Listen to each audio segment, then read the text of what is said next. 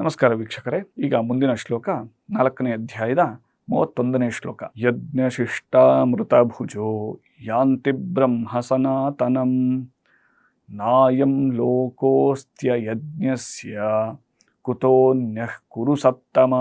ಈ 31ನೇ ಶ್ಲೋಕದಲ್ಲಿ ಹೀಗೆ ವಿವರಿಸಲಾಗಿದೆ. ಹೇ ಕುರುಸತ್ತಮ, ಹೇ ಕುರುಶ್ರೇಷ್ಠನೇ, ಕುರುಶ್ರೇಷ್ಠ ಅರ್ಜುನನೇ,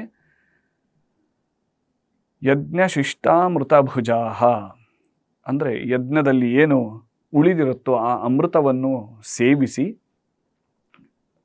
ಯಾಂತಿ ಬ್ರಹ್ಮ ಸನಾತನಂ ಅಂದರೆ ಈ ಒಂದು ಸನಾತನವಾದ ಪರಬ್ರಹ್ಮವನ್ನು ಹೀಗೆ ಯಜ್ಞಗಳು ಮಾಡಿಕೊಂಡು ಬರುವವರು ಹೊಂದುತ್ತಾರೆ ಅಂತ ಶ್ರೀಕೃಷ್ಣ ವಿವರಿಸ್ತಾನೆ. ಹಾಗೆ ಯಾರು ಈ ಯಜ್ಞಗಳನ್ನು ಮಾಡದೇ ಇರ್ತಾರೋ ಅವರ ಬಗ್ಗೆನೂ ಹೇಳಲಾಗುತ್ತದೆ ಇಲ್ಲಿ. ನಾಯಂ ಲೋಕೋಸ್ತ್ಯ ಯಜ್ಞಸ್ಯ ಕುತೋನ್ಯಃ ಕುರು ಸತ್ತಮ. ಹೇ ಅರ್ಜುನ, ನ ಅಯಂ ಲೋಕಸ್ಯ, ಈ ಲೋಕದಲ್ಲೇ, ಈ ಮನುಷ್ಯ ಲೋಕದಲ್ಲೇ ಸುಖವನ್ನು ಪಡೆಯದೇ ಇರುವವನು, ಯಜ್ಞ ಮಾಡದೇ ಇರುವವನ ಬಗ್ಗೆ, ಅಂತಹವನಿಗೆ ಇಲ್ಲೇ ಸುಖ ಸಿಗೋದಿಲ್ಲ.